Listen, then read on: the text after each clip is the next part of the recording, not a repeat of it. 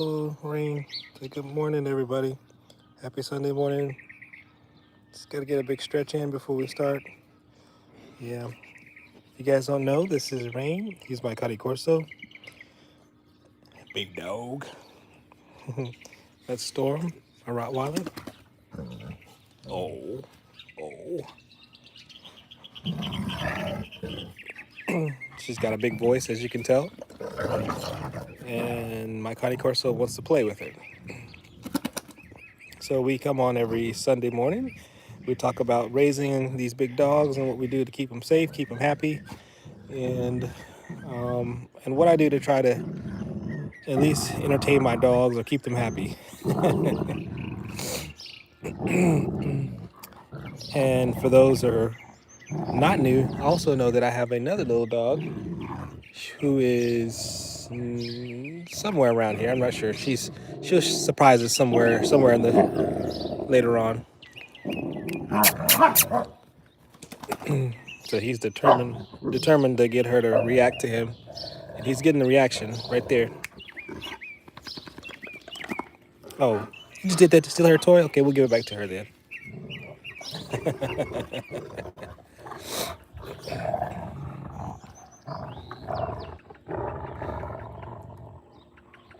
We're having the best weather ever in Texas right now because we had some rain recently. The grass is starting to finally green up.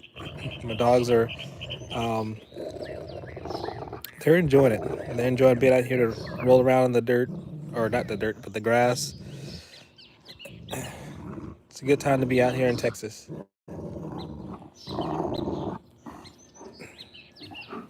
So we're here to, answer any questions if you're in the market of trying to get a big dog like this. If you, hey, Storm. She's like, I gotta see what they're doing first. What do you got here? Let me see. Let me see it. Yeah, let me see it. Okay, who wants it? Who wants it? Yeah, go get it.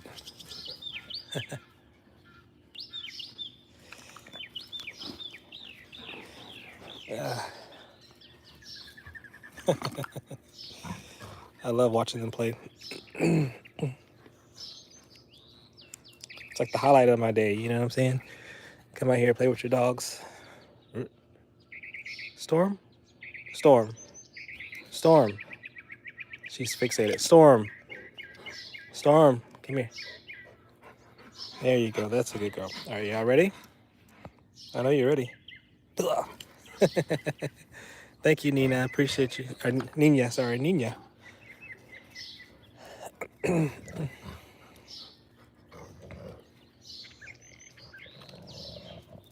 This is about, let me see, about 240 pounds of fun. But like I said, if you guys are in the market for like a Connie Corso, please stay tuned because these guys they're a lot of fun, but they come with some challenges. So I do my best to share as much as I can about how I raised my dog and what I do to keep him happy and safe and keep my family safe. So, so this is Nina. This is Rain, the Connie Corso, and Storm is my Rottweiler. And Missy's missing right now. She's somewhere on the property.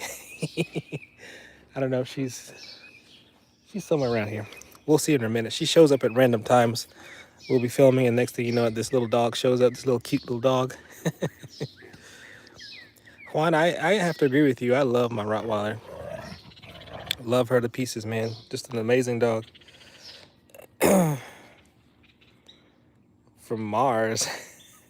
Somebody said hello from Mars. Oh man, y'all are funny. But yeah, so I keep my toys out here. So it's gonna, if you have big dogs, please keep plenty of big toys because they go through a lot of toys. But you need that to keep them mentally stimulated.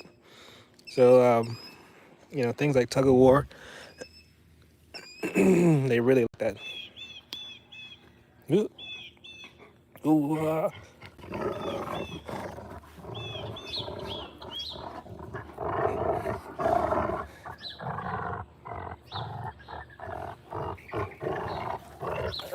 getting bit by ants over here, guys. But you can see the Cane Corso is a bigger dog, so when he pulls, he really yanks the Rottweiler. You know, the Rottweiler has a lot of tenacity. She's very, very vocal. Um, the Cane Corso is a little bit stronger, though. So somebody, ALV is getting a Cane Corso soon. Ugh. Well, if you're unfamiliar with the breed, please stay tuned and watch other people. Gosh, there's a lot of ants out here today, y'all. Texas fire ants. Please stay tuned and watch, because these guys are, like I said, they're fun, but they're a challenge.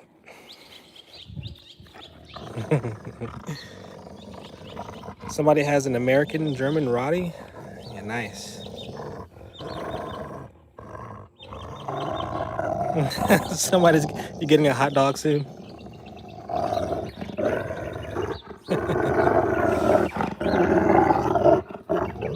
As you can see, the Rottweiler is super, super vocal. Like, you don't hear hardly anything from him. He's not using his big boy voice at all. And for him, this is all fun and games. Sometimes the Rottweiler, oh, good gracious, that boy jumped jumped super high. You know, he's having like just fun. That's all he's all about, just fun, fun, fun. The Rottweiler, sometimes she's having fun, but sometimes she gets a little offended, and it goes from fun to, you know, leave me alone kind of thing. And so sometimes the Cane Corso doesn't get the message. And when that happens, I have to step in. Oh, you're knocking her over, buddy. Stormy, leave them alone. Stormy, come here. Hey, big girl. I'm talking about you. Yes, I am.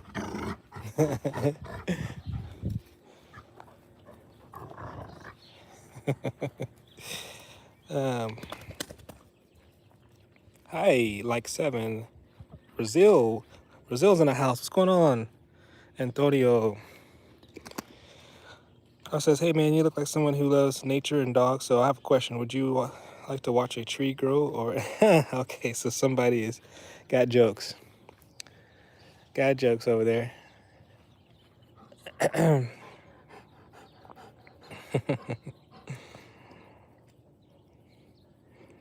Aw, I do like whenever they take care of each other. When they're super sweet to each other.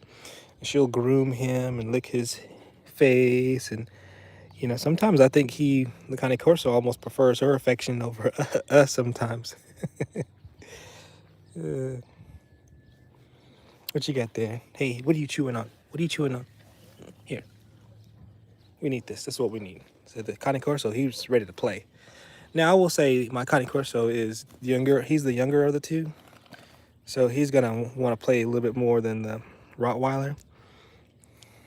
I mean, she likes to play too. Don't get me wrong, but she's older. She's 4 going on 5. She'll be 5 at the end of the year, November.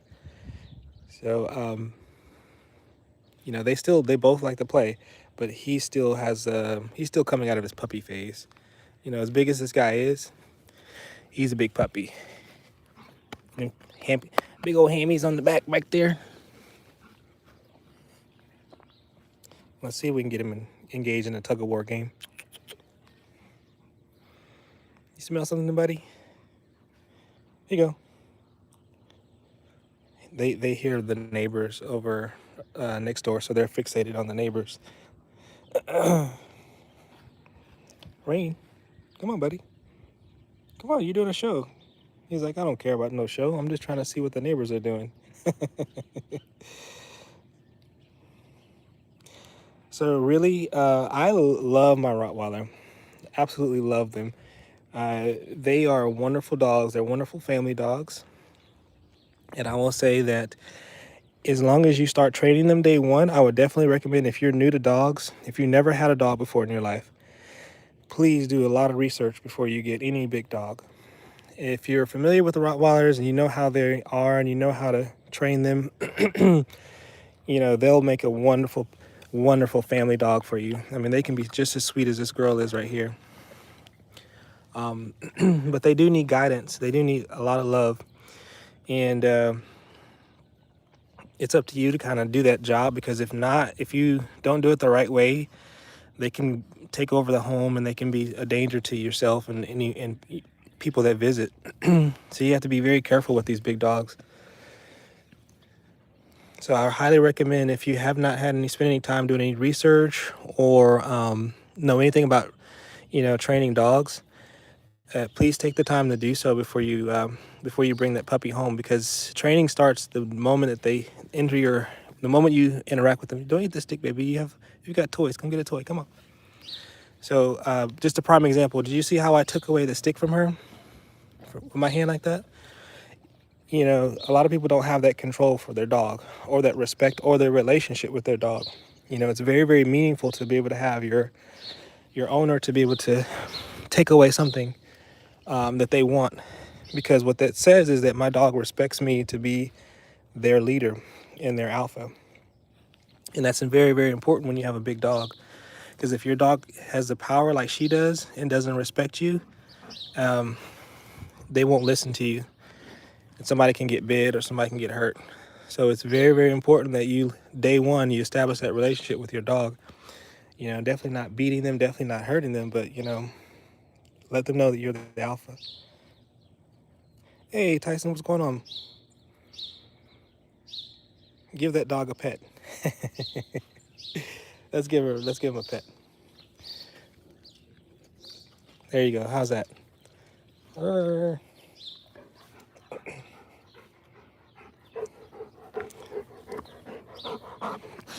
So the other thing you have to worry about is making sure your dog gets plenty of exercise. So I'm not the. Last week I was on leave from work, and every morning we were out exercising and having a good time. So my dogs really loved that. They ate it up. Haas is on. What's going on, Haas? Long time no see.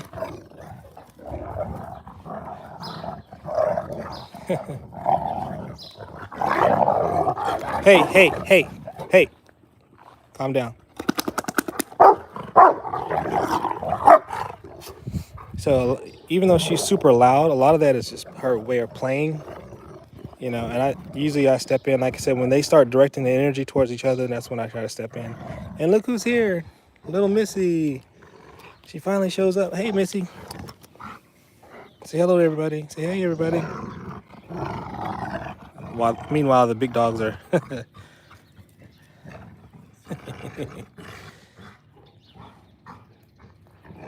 Haas says 8 weeks old, 23 pounds, black brindle male. Ooh, a black brindle male. And Haas, that's your new Connie Corso, right?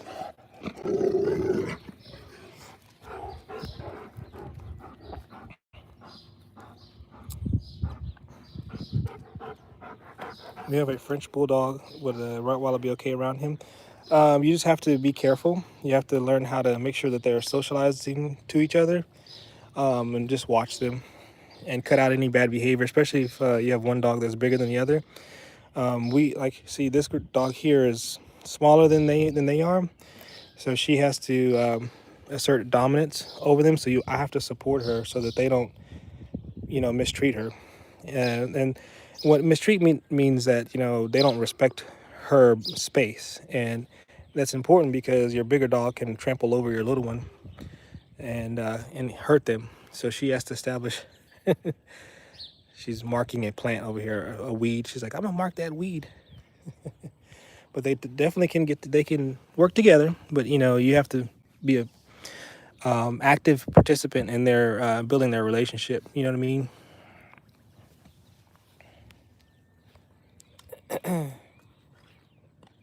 Yeah, Haas got a registered and breeded breeding right. Oh, breeding rights too. Okay, so Haas is about to enter the game here, where they're going to breed some Connie Corsos. I say game, but you know what? I take it very seriously. You have to have passionate people like Haas to do something like that, because being a breeder is a huge responsibility. So my hat's off to Haas. You can just tell by how dedicated Haas is, just by coming on and talking about it and adding and contributing to the discussion. So you can tell when people are interested in the well-beings of these dogs and these breeds. And so hats off to Haas. So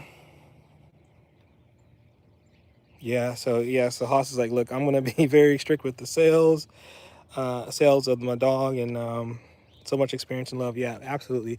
And see, that's the kind of people that you want, because there's a lot of people that are in it for just the money only, and they're not concerned about who buys them or if they're gonna take care of them, or so it's a serious business. So hats off to Haas. Salute to you.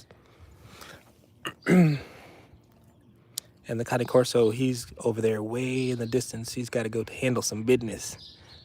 He's got to handle some business. We'll hang out with the Rottweiler. Excuse me. Me and Storm are just going to hang out by poolside. Like I said, right now, Texas is just absolutely beautiful. We had a rain and everything is nice and green for a change. So someone says, thank you, bro. Good luck to bro. Turkey, please. Playtime.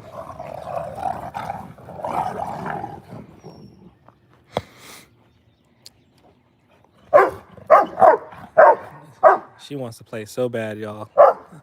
She's like, okay, so even though they're playing rough, this is my little go-to when I don't want them to play so much. Either Missy stops them or I do this number here. Watch this. Oop.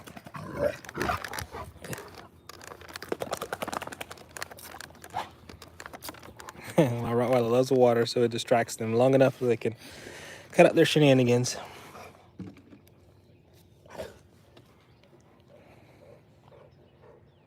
So really, I did definitely self-train them.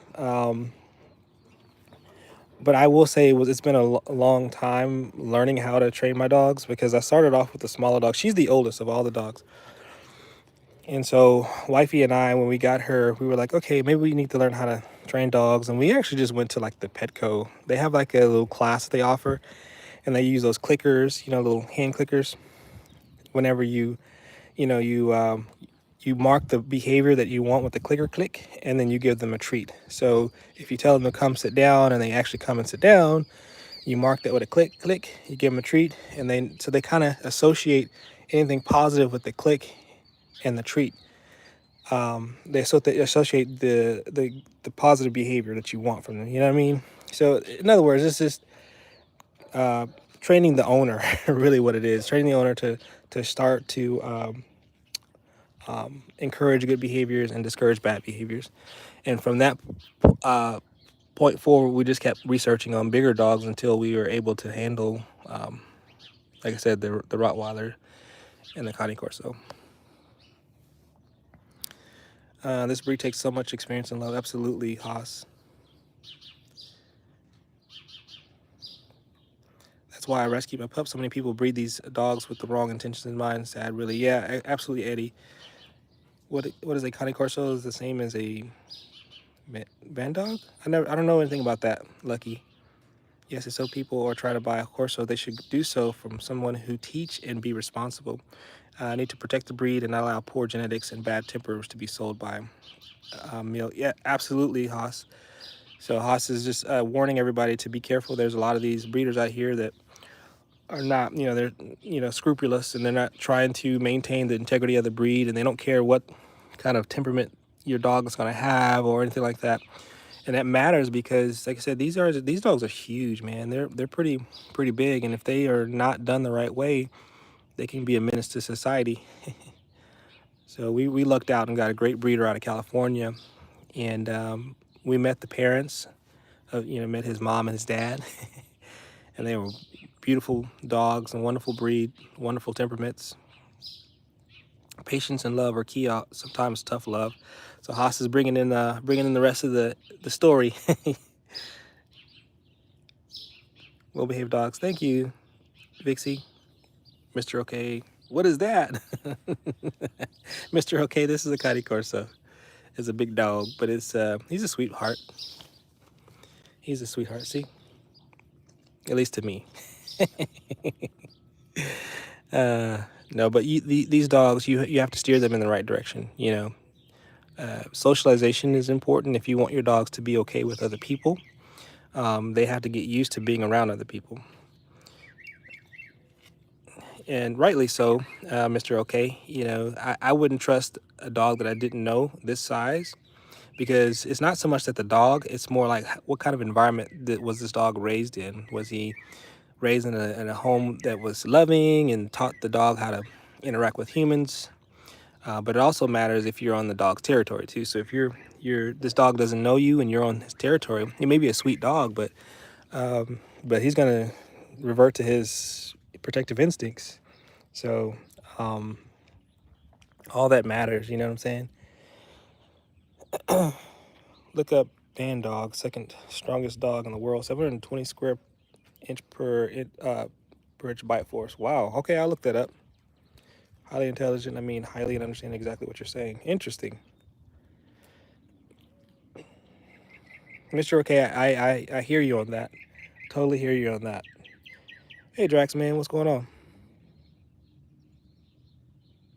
No, I appreciate it really. It's always a work in progress, right? Training never ends, and the to me, time is always the enemy in the scenario with training dogs because if you don't have enough time to devote to maintaining your skills that you learn, they regress.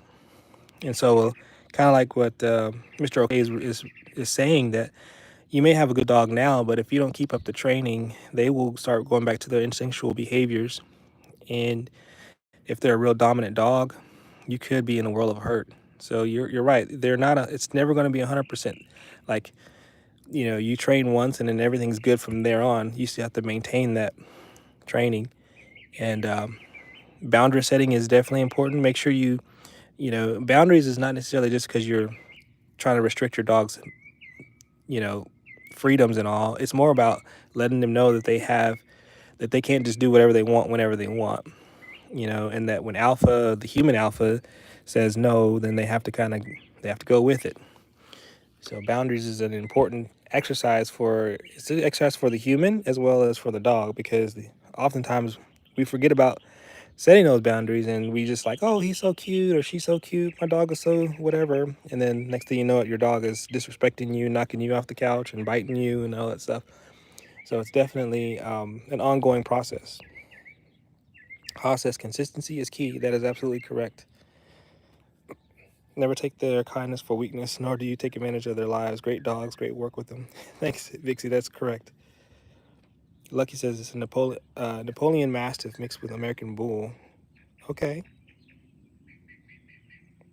Thanks, Miguel. Miguel says, I like your dog. Appreciate you.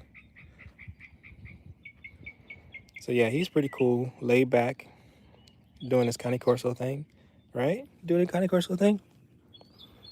Yeah. There's your big boy. Look at him rolling over. Oh, yeah, this is a good position. I always encourage whenever they're being submissive like this.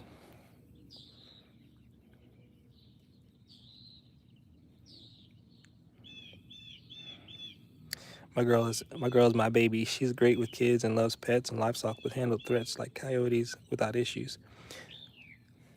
Yeah, that's right. I forgot. Haas has more of like a working thing, and that's dogs that are used to working.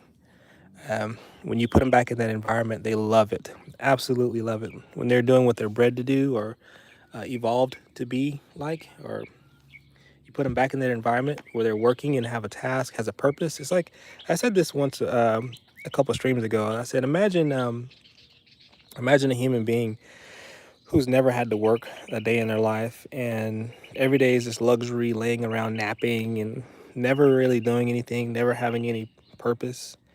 That's a long kind of, it could be a miserable thing. Now you say, well, man, that's not miserable. What are you talking about? That sounds like heaven. Well, the only reason it sounds like heaven to us is because we're workers. We've been working all of our lives. We probably had to work since we were teenagers or even younger. You know what I'm saying? We were working at home. So whenever you tell us it's time for a break, And I can, if I win the lottery, it's like, oh man, now I could just sleep around all day. Now it sounds cool because you have the perspective of having worked all those years. So when you think about a dog, if they only live 8 years, that's like a tenth of our life. So a whole day is like almost like what, a week or so of just doing absolutely nothing. How depressing can that be? If you just did nothing week after week after week. So 3 days of just not doing anything is like a whole month to them of just laying around doing nothing, no purpose. But if they're out working and having fun, exercising and doing things in their life, it really matters to them. It enriches their lives. Oh, big boy. So the Rottweiler's wail over there, chilling up there in the grass. I appreciate you, Vixie. Thank you for saying that. Scott says, "Oh man, he's a big baby." Definitely. Miss Simon says they would be so weak. Oh, so Haas is getting a male, so she has a life partner. Yay! Thank you, Mo family. Appreciate you. Saying that my dog's cute, but they poop so much. My dad says, they do, they poop a lot. Now, what's nice about it is sometimes they are kind of conscientious about where they poop, and so a lot of the times they'll go way far in the back of the property, which is really nice when they do that. But occasionally they'll poop somewhere closer to the house, and we have to avoid all their poops. And these big dogs make big poops. Arky, what's going on? Peace to you as well. They do, Vixie. And but I was just referring to giving them a job, like sometimes it's like even just tug of war is kind of meaningful to them. But I know for him, his thing, he loves to patrol. He loves it. That is his thing. He has to know where everyone is at all times, and where if anyone's coming up to the house, he's got to know about it.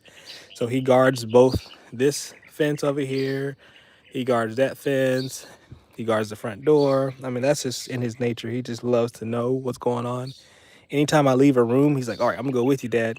I'm gonna go with you. I'm gonna check it out with you." That's just in his nature.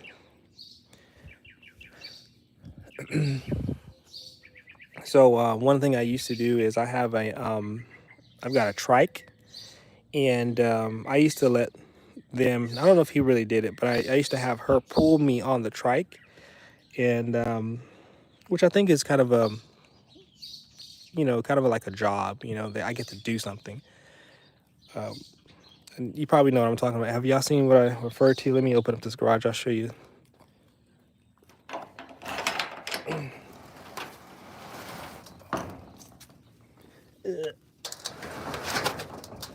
Oh, if I can open this up, guys. What in the world's going on here?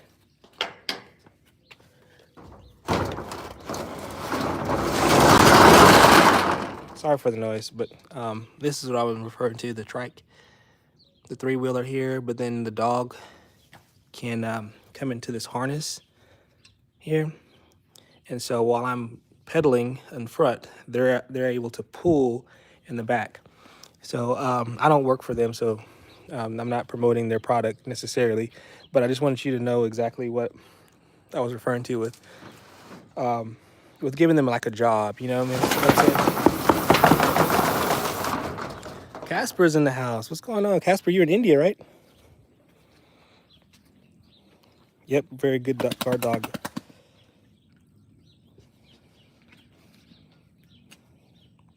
Is it factual that they love a human or just love us for resources like food and shelter? I will say there may be a little bit of both going on, Mr. OK. I think if you look at the evolution of a dog, I mean, there was a symbiotic relationship between the human and the wolf, right? So the wolf is like, look, hey, I hang around you, you know, I'll get resources, I get food, and you get my protection and instincts as an advantage to you. So it's a symbiotic relationship. It works for both ends. But I think now dogs they do they love your interaction. They accept your affection. They seem to enjoy being loved on. When I pet him, like right now, I don't know if he's like, you look at this and you're like, is he really, really enjoying this? Does he really care about this petting? And if I stop and he walks towards me, maybe so, maybe not. Like in this case, that was all for kind of nothing. But I do notice that he will come up to me asking for affection, asking for love, and I think it's meaningful to them. Thanks for hanging out with us, Vixie. Appreciate you for your comments. I have raised and owned dogs my entire life. It's very simple. Dog does love their humans. There are many recorded moments of a human returning after a long time, and then the dog reacts. Yeah, absolutely. They show you they hadn't seen their owner in years, and then when they finally recognize, the ears go down, the tail starts wagging. They just start. Their body physically reacts to the fact that they see that human they hadn't seen for a while. So I agree with you, Haas. Too blessed as I've seen dogs cry and mourn after the owner passes away. I think that they love. Yeah, Mr. Okay, interesting. Dogs have followed their owners to hospitals where the human dies and the dog falls into deep sadness, will not eat. Mm-hmm. Summertime.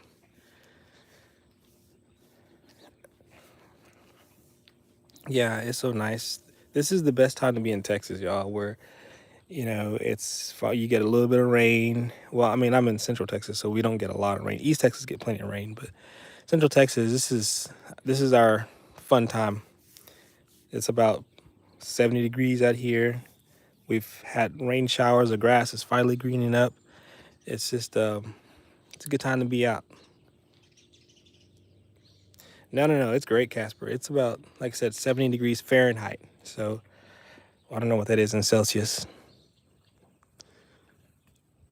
Is that, I don't know. I don't let me even try to do the calculation in my head. You know how the Americans are. We only know um, Fahrenheit. We don't get we don't talk in terms of Celsius like the rest of the world does. Boy, you eating grass? So one thing I'm concerned about my Cane Corso lately is he's been shaking his head a lot. So I'm wondering if he's having some allergy issues. Come here, Stormy. Come here, baby. And he's been shaking his head a lot. And you know how Cane Corsos have lots of slobber, you know. And when he shakes his head a lot inside the house, there gets lots of slobber on the walls. So he's been doing that a lot. I'm gonna have to take him in just to make sure he doesn't have like an ear infection or something like that, because it seems like something's bothering him. He hasn't been doing it while we've been streaming, but Stormy, Storm, come here, baby. What's got you? What's got you over there? Come hang out with everybody. We missed you. She's kind of sore right now. Hey, big girl. She likes to go between my legs, almost like in a. Hey, he's getting jealous because she's getting love. Grass is good for digestion.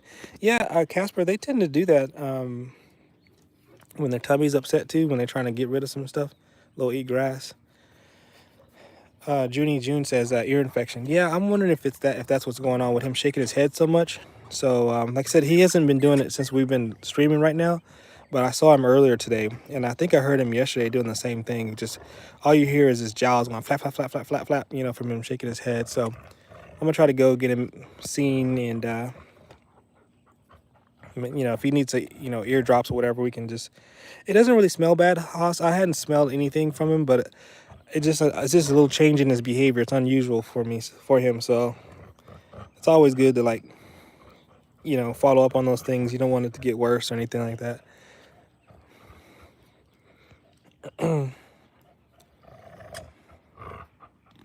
That's like dog laxatives. It's exactly what it is. More like something that induces vomiting.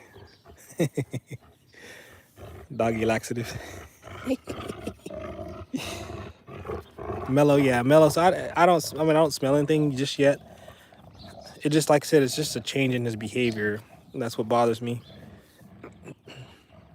Maybe it's something temporary he got in his ear or something. I don't know, but either way, It's good to follow up on those things. Haas says she is properly. Oh, Haas was talking about Storm when she was up there. She's just doing her job. She's up there on the high ground, making sure no threat comes from afar.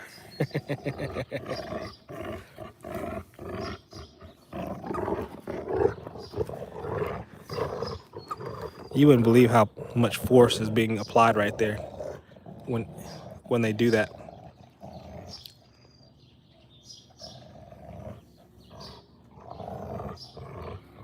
Oh, Haas, do you use like a Q-tip, or what are you using to clean the ears? Because I gotta admit, I don't do that routinely. Floppy ears are cute though. Yeah.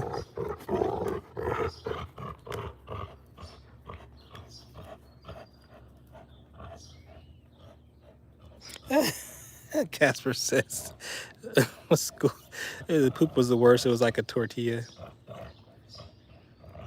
Yeah, I don't know what substances there are out there to clean dogs' ears. I don't know anything about that.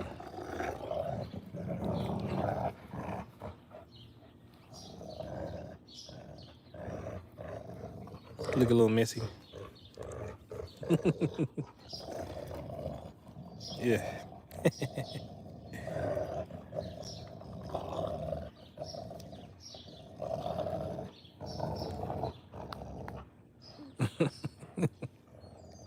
I like how she looks at me whenever they're doing something. She's like, "Is this okay, Daddy?"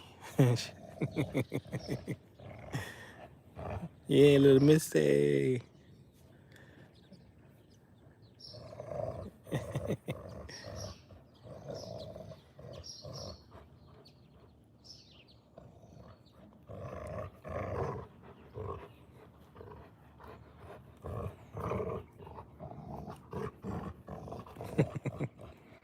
They're like, "Give me that, give me that."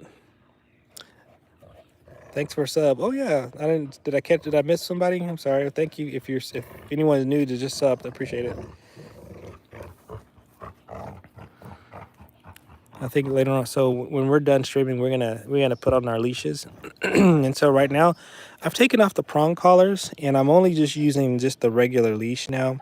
I don't know that the prong collars right now for me, it may be beneficial for my wife, but for me right now, I think I have enough control with just the leash itself. Oh, they broke it. They finally broke it. This is the life of a toy with these dogs. They tear them and break them. But yes, I'm only just using the leashes, and they are running. They're trotting beside me. Um, you buy wipes, go in their fingers, small enough to clean. Okay, small enough so that don't hurt the dog. Okay, well that's interesting. I'm assuming is it like a dog brand of wipes, or are you just using like baby any type of like hypoallergenic baby wipes or something like that?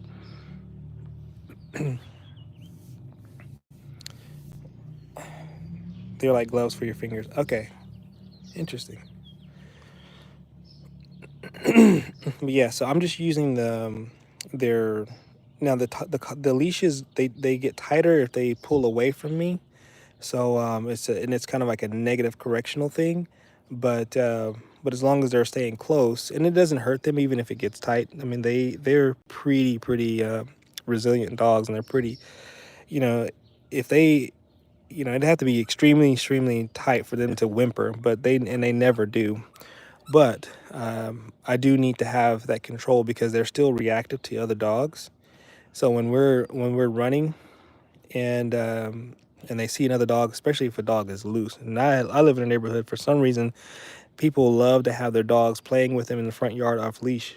And I kind of wish they understood that, unless now here's the caveat. There are some neighbors here, they've got their dogs so well trained, and or their dogs natural response is not to come check us out in the streets. They just kind of stay with their owner, and that's cool. But I can never really trust it because I don't know if they got dogs going to stay in the front yard and play with their family, or are they going to run out in the street and try to interact with my dogs. And if they're just playing, okay, that's one thing. But if they're like, because sometimes these little dogs, they'll see a big dog, and the first thing they want to do is challenge. Like they like, oh, I'm better than you, I'm more dominant than you. And I'm like, no, I don't think you're gonna beat this Connie Corso and this Rottweiler. I think it's probably best that you little frou-frou dogs stay in your yard. And a lot of people, I guess, is because the neighbors don't, they think 9 times out of 10 there's not going to be no one walking in the streets or whatever, so they think it's safe to have their dog out off in the front yard off leash. And then we show up, and the next thing you know, it their little dog bolts out in the street, and we have our issues. But I don't really want all those problems with my neighbor and my dog, so I keep mine on a tight leash, and not a tight lead, but a lead that actually will tighten if they go away from me. So but it offers them a good exercise. I mean, I can get them. They run about 6 miles an hour, 7 miles. They kind of like a trot for them, 6 or 7 miles an hour, and then every now and then they like to sprint. And so when they sprint, I can keep up with them on the. And then that's the see that little golf cart over there. That's what I use to to actually run them when we're doing sprints in the neighborhood. Haha, 10 says beautiful doggos. Hey 10. Um Pajordo is the brand. Look up dog ear wipes. We'll do that, Pajordo. Let me screenshot that hoss real quick. 7 out of 10. Some dogs instigate. Yep, yep. They're like I don't know what it is. It's about these smaller dogs. They're like they feel like they're dominant, and they just want to dominate bigger dogs. Like, oh, I'm gonna take this dog on, and then next thing you know it, they're outmanned. And my thing is, I don't want to ruin my relationship with my neighbors because my dog kills your dog, even though they're at fault. Because a lot of people, they will flip it in a minute. They're not gonna see that that they were actually at fault. They're gonna say my big huge monster dog killed their dog, and my dog is dangerous. That's how they're gonna frame it. And then I get fines and my dog's taken away, issues like that. So I don't want that to happen. So if I can do my best to make sure my dog's under control when we're on our walk, or even being at home, secure it with the fence and not just free, it's an investment that I'm willing to make because I just don't want to have any problems. I've had a few issues with my neighbor on this side over here, so made we put up a double fence just so that they don't have any interaction, unwanted interaction. And that's just I just don't want any problems. I want everybody to be happy. I want my neighbors to be happy. I want my dogs to be happy. But dogs are gonna be dogs. There's only so much you can do. And then they excuse their dog and say they're afraid. Yeah, exactly. It's almost like in a car accident. You know how they say if you hit somebody from behind, you're automatically at fault. Almost there's hardly any unless you have video proof that they backed into you. You're just not gonna win that one. So it's like when they see a big dog, they're like, oh, it's a big dog's fault automatically, almost.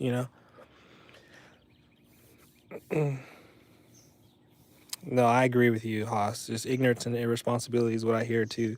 Whenever people just act like it's okay to have the dog off leash in the front yard, and my dog is in the street walking.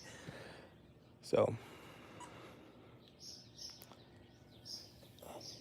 but yeah, this is a beautiful time, guys. I mean, I'm telling you, this is you can't have it any more perfect than it is right now. Dogs are free. They don't have any collars on. You notice they don't have any collars because for us, it can be a safety issue. The collars can get caught on things, and I have a lot of things out here right now. Like, say for instance, this gate here. You're like, why do you have a gate in the middle of your yard? It looks tacky. Yeah, I get it, but my dog's been digging in this area, and I'm trying to discourage digging. But it does create little things for their collars to get hung on if they're playing around, and if they're wearing a collar out here.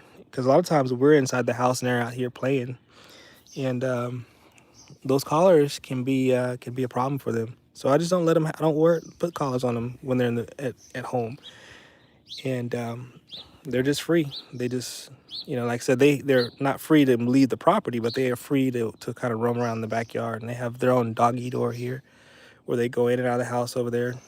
They've got fresh water they can get over there. So they're pretty happy.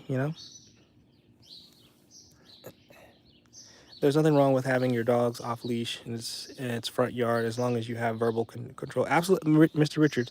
That's I 100% agree with you on that. I have no problems with if you have your dog off leash in the front yard, but they are at your they follow your commands and they don't run out in the street with to my dog.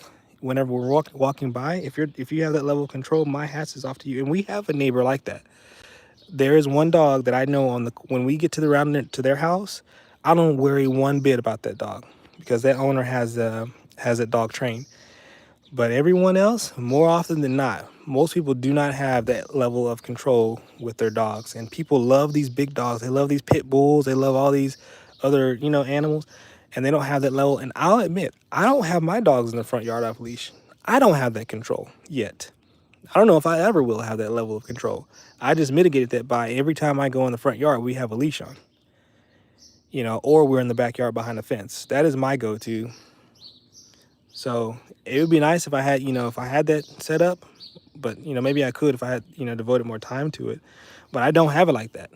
But at least I know, and I make sure that my dogs don't run out in the street because I mean, imagine this thing running at you. My neighbor's just trying to exercise in the front yard, and I'm out there playing around. Oh, it's Saturday morning, let's have a good time, and this dog is off leash and runs in the street. Man, that'd be terrifying. So no, the dogs need to be fed. So Roman Ukraine says the dogs need to be fed. All dogs deserve a human, not all humans deserve a dog. I agree, Haas. Feed the dog, they will be happier. Feed the dog, they will be happy. So Roman, you're correct. They have not had breakfast yet.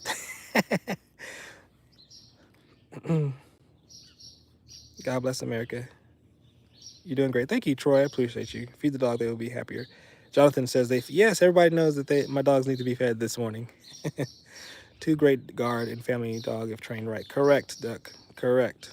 You reckon up the views. No, I appreciate it, Casper. They some beautiful dogs. Thank you, Immortal Blade. 3, 2, 1, blast off, Casper says. Looks like a lot of land for them to run around. That's right. Is it Duke or Duck? D-U-K. Not sure how to pronounce your name. But that's one of the things that we've done just to add value to our dog's life is just we bought a property where they could, and my wife is determined not to have a lot of stuff here, an open area, so they can run around and play. And whenever and they may start running in a minute, but whenever they play chase with each other, they make these big long laps. They'll run around at the top of the property back there. They'll run behind the shop. They'll come around the front and they'll just speed, little speed demons around here. Sometimes they'll go around this way. But it's great. It's great because it makes sure that they have their exercise that they need, daily exercise. It's great. Would not want to mess with those dogs. Rain looks like my baby. I want to boot his snap. Snoot. No, bop. Gotcha. Boop. He's not much for that booping business. He likes that. He likes when I rub the top of his head like that. Oh, here's your big boy. Who's your big boy? Who's your big boy?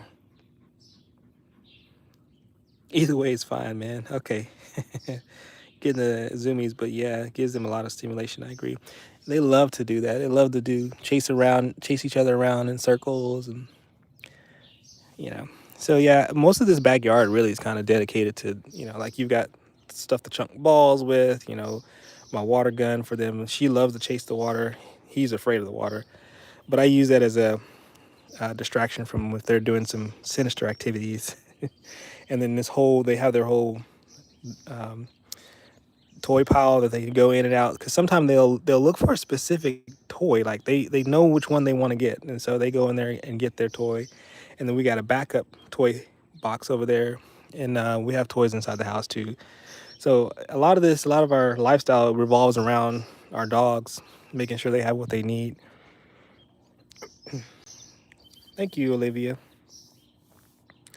Yes, Jonathan, I'm definitely American. I'm a Texan. Boop and squeeze. Whoa. She also hugs and oh, that's sweet. Usually my dogs don't like to be like specifically her. She hates to be hugged. Well, I don't think let's see, how do I say this?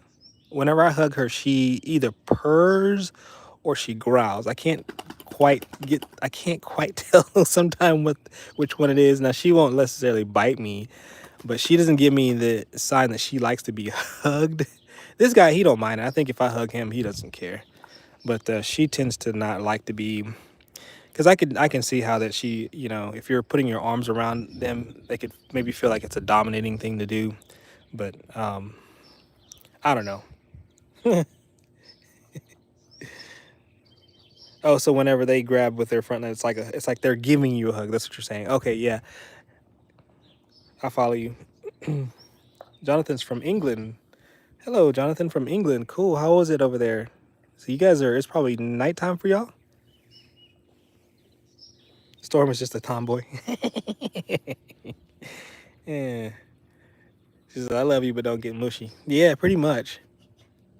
And this girl loves me to death, y'all. Man, I that is my spirit animal right there. She's sleeps right beside me, not in the bed, but on the floor beside me on her own personal bed. But yeah, she ever since we brought her home, she's kind of imprinted on me for some reason. She just loves me. She loves the family too. She doesn't mind sharing the love, but you can tell that there's a bond between me and that Rottweiler girl. Oh, it's 3:15 in the afternoon. Okay, cool.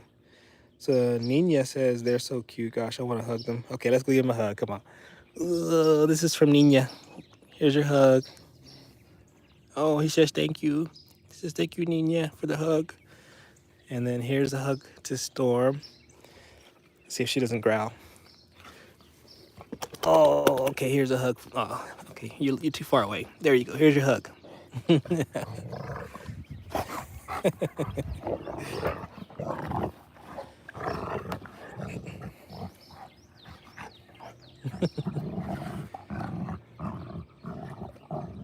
Man, they love to play. This is all day. I mean, they take breaks, y'all. You notice that they'll play for a minute, and then they'll calm down and take a break, and then they'll play some more. And this is before we work out. So we haven't done our workout today. As soon as we get done, we're gonna do. I'm gonna get their leashes, put them on them. I'm gonna get on the golf cart over there, and we're gonna do about a mile workout. And I let them set their own pace for the actual workouts because and it's fine, because sometimes I try to get them to run and they may be too tired. I don't want to because big dogs are really not meant for distance running. You know what I'm saying? So you got to be kind of careful. Even though I'm on a golf cart and I can go for miles, they really can't do that. At least that's what I've learned is that there's about a mile is as far as you really want to go with these guys. At least that's my rule. Save some for later. And so we'll work out for about a mile. We'll go at their pace. If they want to sprint, they can sprint a few hundred meters or whatever. And then, look at me, sound like I'm from Europe saying meters. And then after that, we're gonna come home and then we'll eat breakfast. And you have to do it in that order, because if not, if you eat first and then go for a run, you can have some issues with their stomach, and they can have that gastric flip thing that people talk about, or the what is it called, gastric volvulus, where the stomach flips on itself. They got all this sloshing food with water, and as they run, their stomach keeps going and it flips on it and it twists on their vessels, and then they can actually die from that. So exercise first, eat breakfast, then we're gonna rest and digest probably for most of the afternoon, and then they'll probably be ready to play again this evening. But that's the plan of the action for today. And so while they're exercising and they're eating and resting, I can do other things around the house that I got to get some chores and I got to get done. So just as a heads up, guys, if you got a big dog, don't feed them first and then go work them out. You don't want to do that. You want to work them out first and then feed them after, so they can just rest and digest after that. What time is it in America, Jonathan? So it is 9:15 in the morning here. So Olivia says 10:30. So Olivia must be in a different time zone. You're in the Eastern Standard Time zone, Olivia? Yes, there we go, Haas. That's what I was trying to say. That the deep chested dogs can end up with twisted stomach so hardcore running can increase risks. Yes, absolutely. So right now they have empty stomachs. We're gonna go work out first. We'll burn all that energy. They'll feel great. They'll be happy. They'll be panting. They'll be, life will be so much more fulfilling for them. And then they get their food. Ooh, and then they get to relax and chill. And that's a life right there. You know what I mean? Can you imagine? That's like you coming home from a long day's work and somebody has food right there for you. You have a hot bath, whatever, maybe not, whatever's fun to you. Maybe you got a drink there and then you can watch TV or whatever and relax. Or here's something better. You know how it is on the day before vacation, like you're at work and you're like, I'm gonna work hard, whatever, because I know that I'm gonna be on vacation tomorrow. It's that feeling. That's what I'm after. Yeah. Exactly, Haas. You beat me to the punchline. Work, barbecue, food coma. There we go. The best thing. That's what I'm after for today. And they're probably what they'll do. They'll probably come back out here because it's just absolutely. I mean, I feel like, Jonathan, are you still here? Are you? So hey, Jonathan, if you're still here on the chat, um, are you from like London or somewhere? Because I'd say, does that look kind of familiar to you, Jonathan? This whole like cloudy, uh, kind of misty weather. Like, does this look familiar to you? Because like this is rare for us. Usually it's like blistering hot, like it's 105 degrees and everybody's miserable and we're hugging these trees for shade, or we're having like, maybe 1 or 2 or 3 days out of the year where it's freezing and everything's all, frozen and dead. So we only, and then rarely do we get these nice, you know, cloudy days where it's green and lush. I mean, this is like I'm telling you guys, this is rare for us in Texas, Central Texas area. East Texas may be okay because Texas is a big state. You got really nice green stuff in the on the eastern part, but on the west, you start transitioning to more like a desert, kind of like. And so we're kind of right in the middle, and these are just rare days. 6 degrees in the UK last. Oh my gosh, wow. No, we don't. We get maybe like I'll say maybe 3 or 4 days of sub freezing weather around here. Maybe 3 or 4, just enough to cause problems. Do you know what I mean? Like it's hot, it's moderate, most like 99% of the time, and it's usually a drought going on here in Texas. It's always been that way for a couple years now, where we're not getting enough rain, and so it's dry, it's hot, and then out of nowhere in January we'll have like 20-degree weather for 2 days, and then it'll warm back up, and the next thing you know, we'll have one more freeze at 17 degrees or something like that. Just enough, like I said, for us to have to cover up pipes and cover plants and protect everything and breathe, And then the rest of the year is it's just hot and a few good days. Hey, big boy, you gonna give me five? Give me a paw. Give me a paw.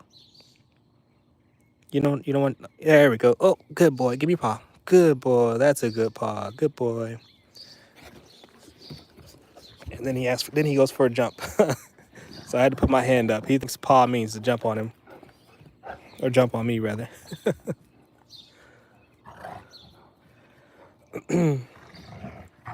America's like a bipolar human with weather. It could be 90 degrees on one day and then 2 inches of snow the next. That's exactly right. In January, it gets like -7 degrees. Wow. Now that's one thing I've never seen here. I've never seen sub-zero weather here. We had a thing called the snowpocalypse back in 2021, and basically it's the same thing that the Gulf Coast area had this past winter, where it snowed we had like almost like a snow blizzard storm going on for a good solid week.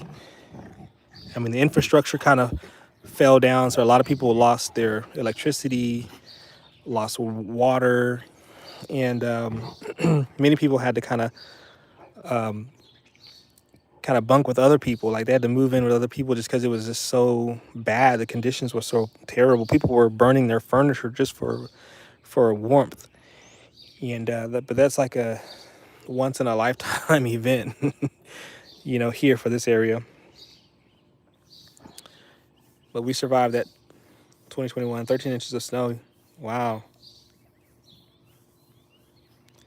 We hit negative 42 in January, and yet it was 84 yesterday. Negative 4. Wait, Haas, where are you at? Negative 42. I've never seen that. Oh, are you? Where are you at, Haas? I thought you were in the States as well. Iowa. Okay, that makes sense. You guys are further north. Okay. Yeah, no, no, no. Here in Texas, I mean, I've never really seen, like I said, the 2021 snowpocalypse thing was a rare thing, but I've never seen a snowstorm like that where you're having to, you know, stay indoors all day. And matter of fact, I think I still have a video of whenever, that was when Storm was a puppy. And yeah, you want this? You want the fish? There you go, buddy.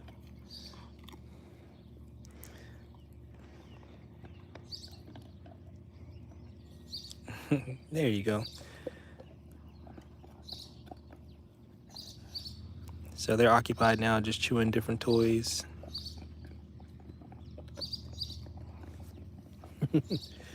Lord knows where the little smaller dog is at.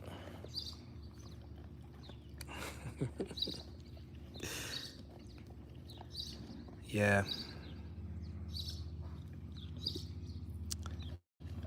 Oh, so Jonathan, this is storm, and then this is rain. Iowa use 13 inches of snow. Texas gets 13 inches, and the National Guard is called. Well, because let me tell you why. Okay, Haas, we're not used to that kind of weather. All right, so for us to deal with, like, we don't even buy the snow tires, whatever. We don't buy the chains. We don't do all that stuff here. Nobody's prepared for that. So the infrastructure is never tested for like weather like that. So when power went down, man, with the wrong time, man, they were working around the clock to figure out how to fix the power grids, and no one's used to being in the snow. So I don't know that we lost any lives, but I do know, like, people like my mother-in-law. She had to come over to our house. My parents had to come over to our house, and so we were all just, and we lucked out because we had just like got a shipment of toilet paper from Amazon, and we had gotten, at the time, I think we had a subscription for, groceries and stuff like that. And so we just re-upped on all that grocery stuff. So it worked out absolutely beautiful for our family. So we had food. Most of the time we had running water. There were a couple of days where in the mornings the water would freeze and we'd have to melt the snow to flush the toilets. But other than that, our electricity was on all of the whole time, and we had gas. So we had it worked out in our favor. But there are a lot of people who did not have those amenities, and they were suffering during that time. So we're just not challenged with cold weather down here. So when we have it, no one's prepared. Is it warm in Texas? So Olivia, is like I said, 90% of the time, we're dealing with very high temperatures in Central Texas. I will say last year, I think we had 70 days of over 100-degree weather. We're not talking about desert, Arizona, Nevada, whatever. We're talking about Texas, Central Texas, where you have 70 days of over 100-degree weather and maybe one day of rain out of those 70 days. It's rough out here in the summertime. It almost makes me question why we live here. But right now in the spring, the beginning of spring, it's this beautiful. Absolutely beautiful. It's 9 o'clock in the morning, and it is wonderful to be alive right now out here. Yeah, add the humidity on. He has a small dog too. Oh yeah, yeah. Thank you, Haas. Yeah, I got a small one as well. We are southwest in Texas, and I was in that snowstorm that wasn't pleasant. My home in northeast, and I was still in shock. Yeah, exactly. See, Bell is verifying that 2021 snowpocalypse thing that we had. Yeah, we were living in a town called St. Hedwig, Texas, when when that snowstorm came through. It was crazy. Zeke is in the house. Hey, Zeke. Oh, Olivia. So this is a Rottweiler that's a Connie Corso. Oh, thank you, Haas. Haas is on top of it. Oh man, I'm sorry to hear that, Jonathan. Jonathan lost his grandfather yesterday. That's yes. Sorry to hear that, man.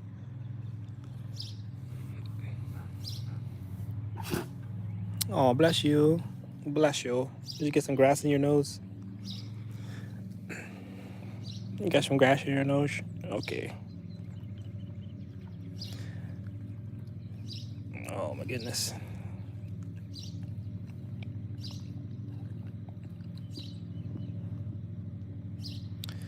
Yeah. Yeah, those are rough times in life. Oh, big girl. You should big girl. Yeah, our dogs are very helpful sometimes when we're dealing with stuff to come home to this loving pet. They get us through all of our challenges. All right, okay. You give me some love. I love you too. I do. I love you too. I love you too, girl. Yes, yes, yes.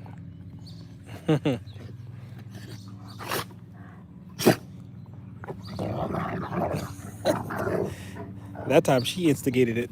Oh, and then she took his toy. Did you see that? Storm, why are you so mean? That wasn't cool.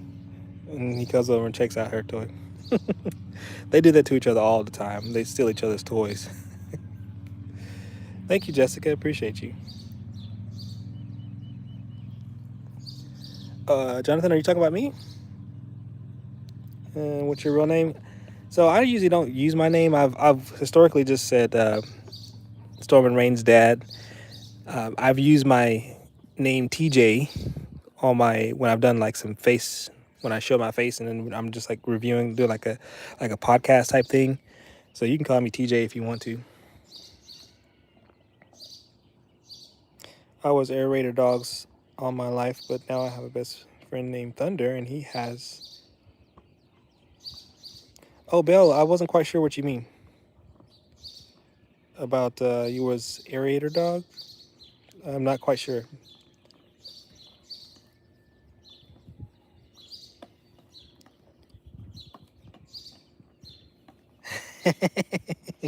Says I still watch the short you posted, sneaking up in Storm's butt wiggle and Rain's flex and gruffing sounds. I try to keep the shorts entertaining. I do my best. I do my best to have fun. There was I don't know if you seen the one where they were both shaking. They were I don't know they got wet or something, and they were walking in line, and they start shaking their bodies at the same time. And I was like, man, that's pretty interesting. So I turned it into a song where when they walk by, I think I did what this I did. What song did I do? Shake your body down to the ground. You know, the sing. Who sings that song? I'm sorry, I'm drawing a blank. Anyways, go check if you can find that one. That one's kind of funny to see them shake in unison. Then I reversed it and let them shake again. I don't know. It's kind of funny. All right, so TJ is a cool name. Thanks, Jonathan. Sing Jesus song. What is sing? What I don't know. No, what do you mean sing Jesus song? How old are they? So Jessica, so Storm is 4. She'll be 5 in November, and then Rain is 2, and he'll be 3 in September.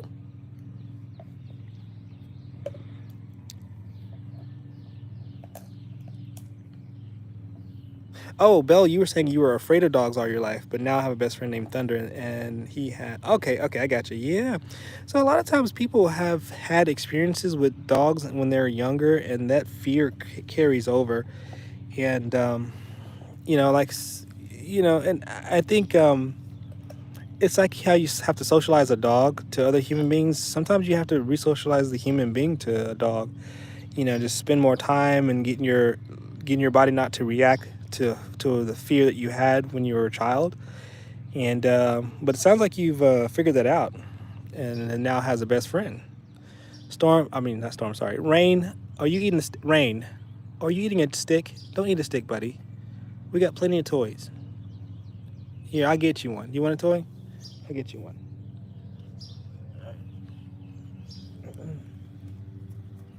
Here, you want this rubber toy? Nope, you don't want that one. Um, what about this toy? It's another rubber one. You want that one? No. Okay. Well, you choose, man. You got plenty of toys. You choose on your own. You go get your own toy. Now you're acting confused. You're like, I don't know what to do. Just you can get a toy. Get your own toy.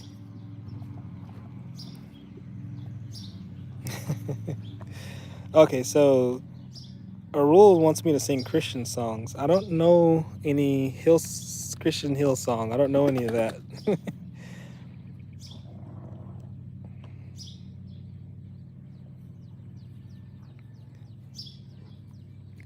Oh, thank you, Jonathan. Jonathan says they're cute dogs. Now he's digging for a toy. So Ecocom, I think that's how you say your name. That's a Connie Corso, and then that's a Rottweiler. Belle, when you go to adopt or buy a dog, often you'll know what dogs picks you. Mmm. Oh, Belle's saying I heard the dogs pick their owners. You know, that's an interesting thought. I will say that happened to us when it came to Missy, wherever she's at right now. We went to this is when we were living in Mississippi, and I was stationed out there, and we wanted a pet, and so we actually went to a pet store. It wasn't she wasn't a rescue, and they set us in a room together, or not not a room, but like an area where you can kind of spend time with the dog. And Missy was really interested in us and interested in the kids, and so we loved how she interacted with us. And she came home with us that day and has been an absolute amazing friend for the family. Been a wonderful dog, absolutely wonderful dog.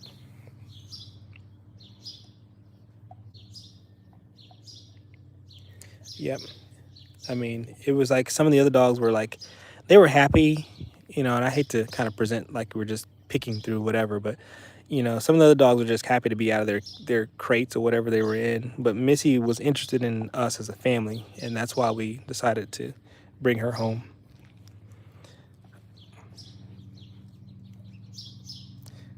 It looks like a Texas yard.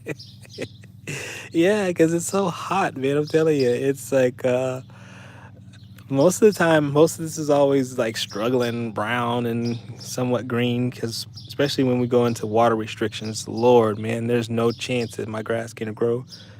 But now we've gotten a couple days of rain, and so not this kind of rain, but rain from the sky, and that's helped us out a lot. Did you get your dogs from a shelter or a breeder? So we got both of our big dogs from breeders. I would say maybe her she didn't come from necessarily a breeder. She was my coworker's um, from my coworker breeding her dog in her neighborhood on the other side of town. And so she told me that her dog was having Rottweiler puppies, and I was like, my wife and I have always wanted a bigger dog, and so we brought her home. And he came from a breeder. Also, he's not like he's more of like an enthusiast about, so you know, he's not like a big business breeder. He just loves the breed and cares for the breed and wants to preserve, kind of like what Haas was referring to. That's where Waylani was like that. And I learned about him through my coworker who has a dog from him, and she's also a enthusiast with the Connie Corsos. Has her own YouTube station, very big station too, like 200,000 subscribers kind of station. Ozzy the Connie Corso. So she's my coworker, and she could put me in contact with the breeder where we got him from. So and of course we drove to California to get him from the breeder. Thank you, Jonathan. Why he laying like that? He's just taking a break. They gonna need all the energy saved up as they can get right now, because in a minute when we're done with the stream, we're gonna hit the road. We're gonna do about a mile of jogging and sprinting. So they're gonna get a nice little workout. He gonna work out them hammies. See them big old hammy? You see that big hammy, boy? Got that big hammy? You gonna get that workout in, boy? Yeah, you are. So yeah, they're gonna get their workout, and then once they're done working out, we're gonna eat. We're gonna have their breakfast, and then they're gonna rest and digest for the rest of the afternoon at least. I would say the rest of the day, but probably not. I mean, I think by 6 or 7 o'clock in the evening they'll be ready to play again. But most of our day is kind of planned out right now. Justin says I was walking around the park and seeing my blue nose sleeping next to the lake. He let me pet him and followed me home. Aw, that's cute. Yeah, sometimes it happens that way. Thank you for rescuing that dog, though. He is comfy playing like that. Yeah, he is. Reserve the breed, protect it from bad people, teach and educate to reduce fear and increase desire for a battle tank that will love and protect your family. That's correct. Angela's clever canine training. I am at a dog show right now. Wow. Are you showing off a particular breed right now? Or are you just there as a judge, or just what's going on with that? Olivia says, I also have a dog named Max. Cool. Are they neutered? Yes, Jessica. We went ahead and spayed and neutered our dogs just because we really don't want to be breeding the dogs, and we don't want them to. We didn't want to be breeders, and with him, we wanted to reduce his testosterone load because he was getting a little bit more aggressive than what we wanted him to be. Like his behavior, like he would mark everything in the house. So we gave him as much time as we could with the hormones, and then we go ahead and um, uh, neutered him. TJ, have you got kids? I do, Jonathan. I have two kids. And then I have to go now. Okay, thank you, Bill, for hanging out with us. Appreciate you. Have a good day. Jonathan, 109? Good gracious. That he lived a long life. That's amazing.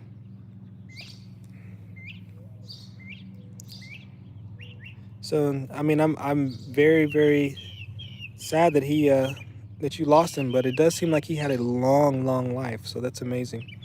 I would guess he's about 10 years old. I had to make him a ESA, so my apartment will let me keep him. Oh, so he's basically, you're giving him that last part of it. Well, I don't know. It depends on how big it is. And that dog could live. Is he? You said he was a big dog or a small dog? Because small dogs can live a good amount of time, 18, 20 years if they're taken care of.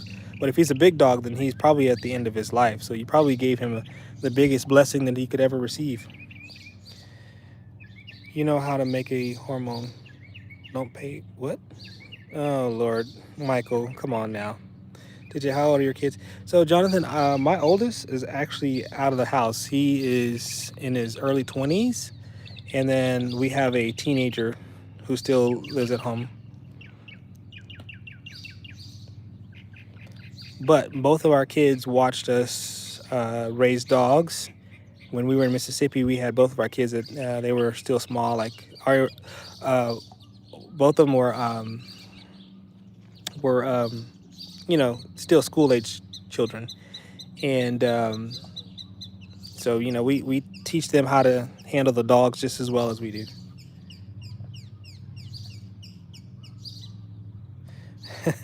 No, no, no, Haas, Haas. Don't encourage that. I know it's a joke. It's a joke. And don't ask that question, Haas. uh, Justin Parker, blue nose pit. Oh yeah, okay. You said blue nose pit. 60 pounds. Okay, so he is okay. So his last few years of life, you've probably made it so much sweeter for him. Just sometimes dogs have had rough lives, and it's always just heartwarming to see people come in and change their circumstance and give them things that they never received in life. And so hats off to you for rescuing that dog. Jonathan, if I can go anywhere in the world, where would I go? That's an interesting question. There's so many places that I want to visit, and I don't know if there's any one particular place.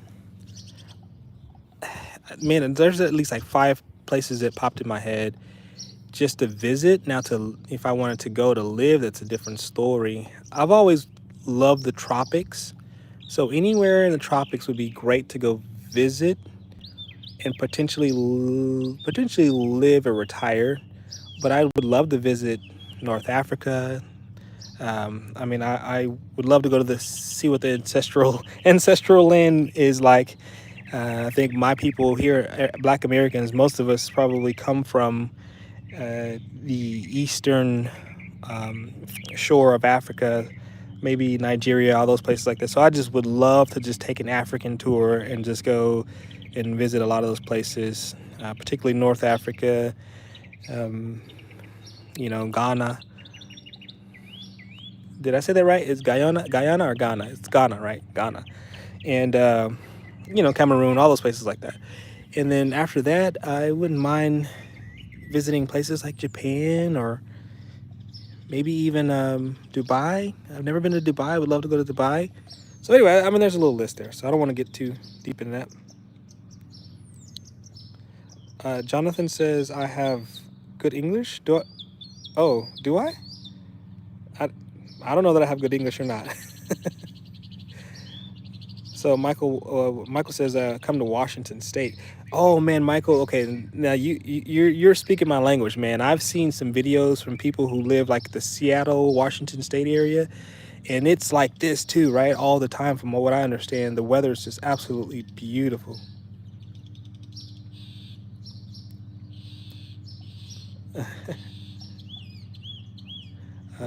Justin, my concourse Evie, her best playmate is a blue nose. Oh, happy Sunday, everybody. Montana, flat out. Oh man, I think of Montana as being just like open land. I think the temperature is probably really really cold in the winter, but getting seasons. Montana sounds cool. I'm not gonna lie. Wild horses. That's what I think of when I think of Montana. My birthday's Jessica's birthday's in 6 days. Happy early birthday. I hate that pits get such a bad name. I do too, Justin. They are the calmest and sweetest. They are, especially if you train them, Justin. I think that they are wonderful pets. Lizzie says, "Oh my God, hi, hey Lizzie." Ooh, Ramia is from North Africa, Tunisia. How do you say that? I would love to go to North Africa, guys. You don't understand, guys. Ethiopia, is it Eritrea? Eritrea? Is that how you say it? Eritrea? Would love to visit those places. African is like another city in America. Wow. Like I've never been, so anything you tell me, I can't deny it. I'm like, it sounds cool. Africa has cities, etc. Yeah, like Kenya. I'd love to go to visit Kenya. Haas, oh hey, can I run a name by you? I like dad jokes, and my family thinks the name is not funny for the pup I'm buying. Okay, go ahead and tell me, Haas. I know I'm a little bit behind in the comments, but go ahead and tell me the name. Dubai for the win! Yay! You do amazing. Okay, thanks, Jonathan. Is that a Corso? Well, let me add one more layer to Jonathan because you did mention my English. I will say this: the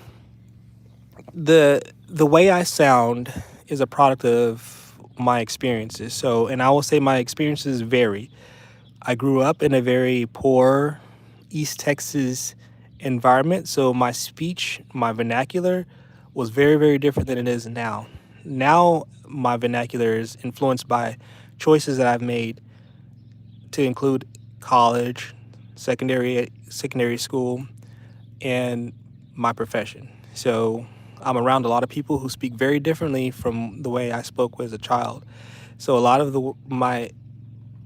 what you hear is a product of my choices in my environment that I've created in my future. But there is a old sound that I have that's from my roots. I say roots because that's how I grew up.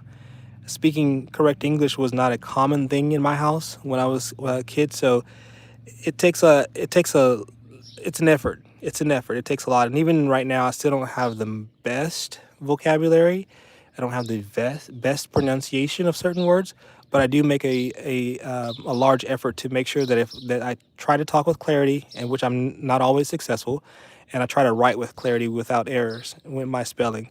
That is something that I have to work on. So if that adds any more context to your statement or your question, great.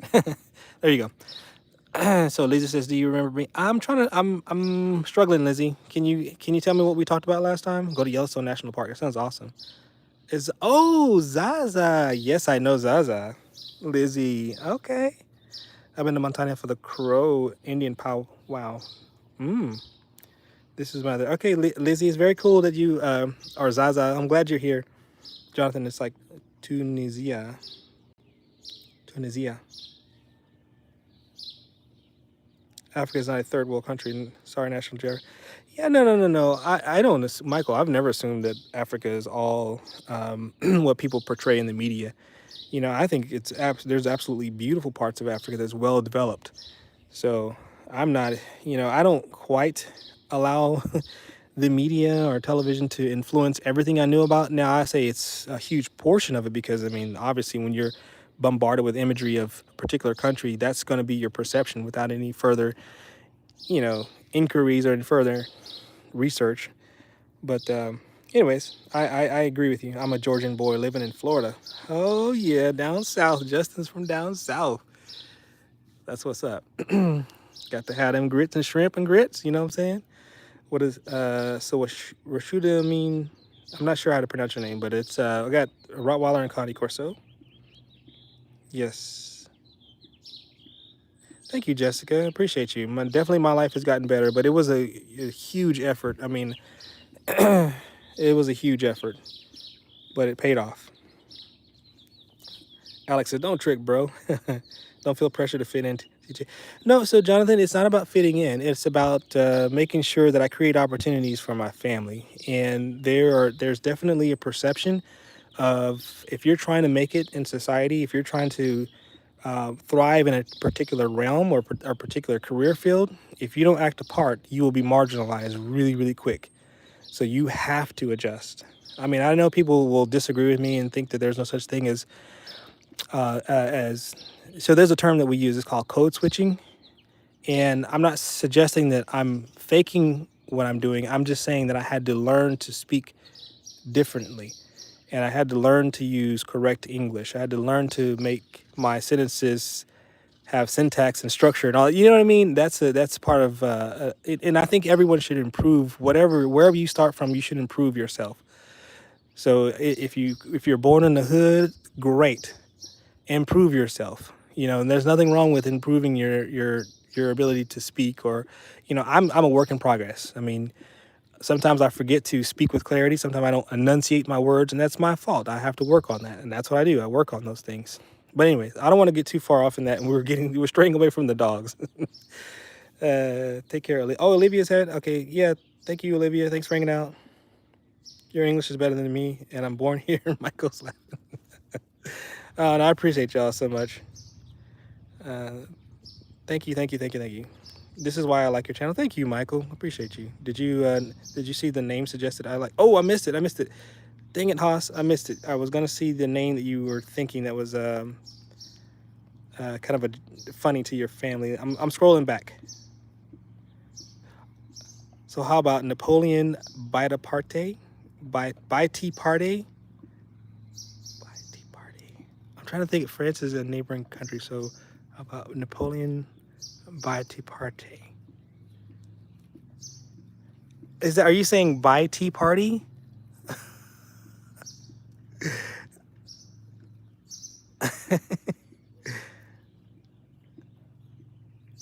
I'm understanding I'm a plumber and deal with people every day.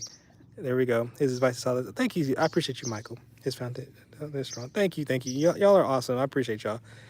Napoleon Bonaparte, but by tea party. Bite apart? Is that how you say it? Bite apart? I'm sorry, Haas. I'm messing it up. I get your play on Napoleon Bonaparte. I get that that's how it's is, but am I saying it the right way? Bite a part of where okay, I get you. So you're saying this dog like bites. Okay. Well, I don't know. Haas, I'm gonna let you and your family resolve that one. I think a full name like that is kind of funny to give to a dog. It's like having a full first and last middle name with the second last name kind of thing. It's very elegant. My uncle used to give me this long nickname. Like he's the only person that called me that. I don't even know if I should say it, but he'd say he called me Burgundy Someone Sanchez Raymond. Like I don't know why or where he came up with that, but that's what he used to call me. that long drawn out name. Burgundy on Juan Sanchez Ramo. I can recite it just like that. That's just what he used to call me. Haas says my sister thinks I'm just dumb. Never bite. Train your dog. Absolutely. Where are you originally from? So, like I said, I grew up in East Texas. So I was born in a town called Tyler. Tyler's known for their roses, but East Texas.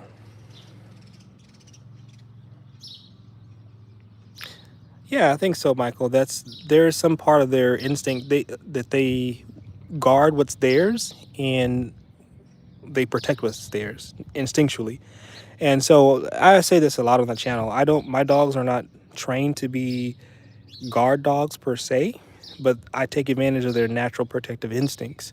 So when they want to know, who's coming up to the house or what door just opened, they want to know what's going on, and they are ready to say, "Hey, look, no, no, no, no, you can't come and take my territory." So they will defend what's theirs. And as a side benefit, it's kind of like that symbiotic relationship I was referring to earlier, where dogs and humans we've learned to trust each other and depend on each other. Tyler, Texas. Yep, remember that town. Got a ticket for going around the town with my big rig. Yeah, that's where I'm from. Now, I say I was born there, but I grew up like my later, younger, how should I say it? I was in East Texas up to like fifth grade. And then from fifth grade on up, I was in West Texas, San Angelo area. So, and I went to school at Angelo State University and all that good stuff.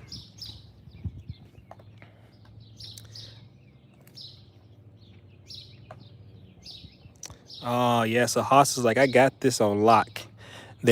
La Haas has a command for letting go. You can bite something on command and then release on command. That's a good skill to have, is teach your dog how to let go of something when they're so that's part of that guard dog training stuff. I don't do enough of that, Haas. I admit I do not. I do not do enough of the commands for releasing an object. You know, I do know enough that I and then my dogs are tuned to the idea whenever I take something from them that they are not allowed to retaliate. And I've demonstrated that a couple times already. You know, like say for instance, my Rottweiler. Well, I can't do it now, but I was gonna take that little toy that he had away from her.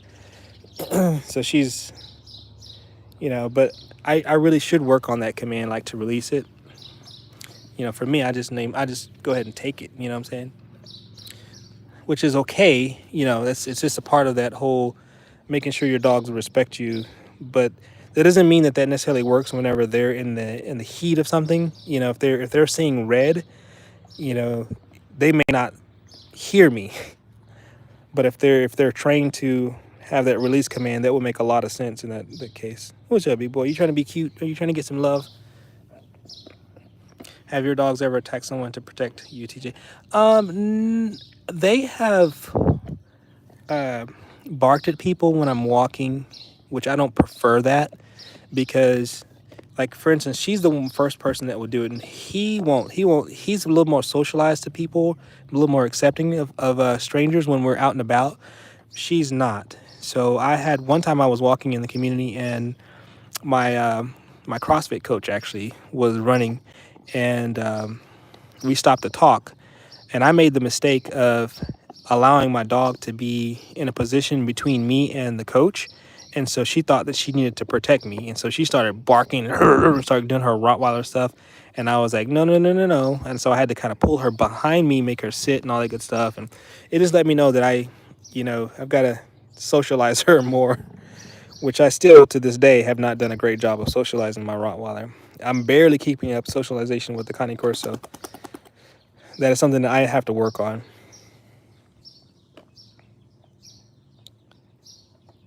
Try not taking that toy from a Chihuahua. I have no clue that was what he was talking about, but it was the wrong truck. I had a 103-pound Corso inside.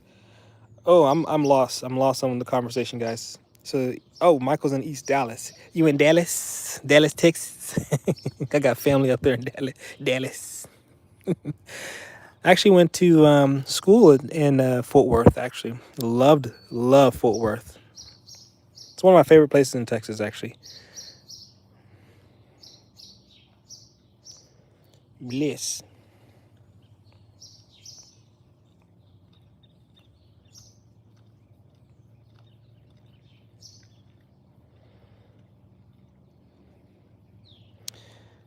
Yeah, all right, Michael. Have a good breakfast, and we probably should be thinking about getting our exercise done so that we can have breakfast. It's getting close to 10 o'clock for us down here. We need to take advantage of this cool weather. We're going to do our run. We're going to eat, and then we're going to relax. And Daddy's got work to do. I've got work at home, and I've got work at work. I left a lot on my desk on Friday that I will not be able to get done on Monday. So guess what? Got to go in. Got to be responsible. Got to pay them bills so I can have that free food, right, big boy? Got to pay them bills. I do. Is it Crosis? Is that how you say your name? Crosis? I do have kids. I've got one that's grown and one still at home. Oh, you were dressing, Jonathan. I got your house. I'm in the military, Jonathan. I'm a military officer. Not to be confused with police officer, military officer. One guy just got on my page and he's like, "You're a police officer. You're a police." I'm like, "What about being a military police officer makes me a? I'm sorry, not a military police officer. Military officer makes me a police officer. That is not the case. Nothing against police officers. Love them, appreciate them for all their work that they do, but I'm not one of them." Oh, thank you. I appreciate you, Jonathan. I appreciate you. Appreciate you. Right, big boy? Yeah. Actually, both my son and I both serve.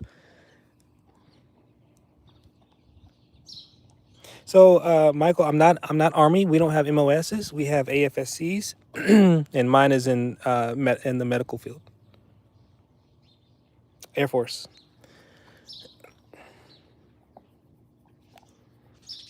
I do work with Army colleagues, and they have their own MOSs. I have no idea what the equivalent of my AFSC is for the MOS for military for Army, but I just I know about it because I hang around some Army people, and people always ask me that question. I'm like, I don't know what the MOS is. I'm not Army. I'm Air Force. We have AFSCs. Have you ever met the president, TJ? Never met the president. I'm not that high ranking of an officer, and I say mainly in the medical side. But that would be an honor to meet the president, or a president rather.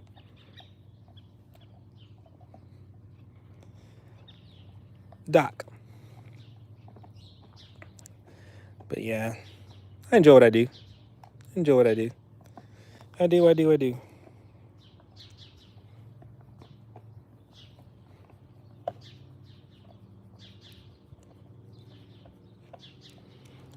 Big boy. So I'm gonna try to find Missy before we log off to say goodbye, but I don't see her anywhere. Missy.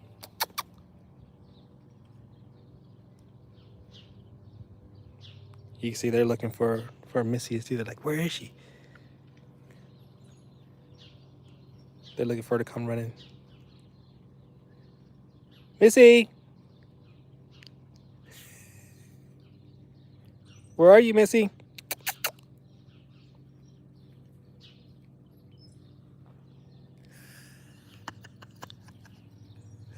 There she is over there. Missy! She's ignoring me. Look at that. But look how the other two were like intently looking like, is she coming over? Oh, Stormy.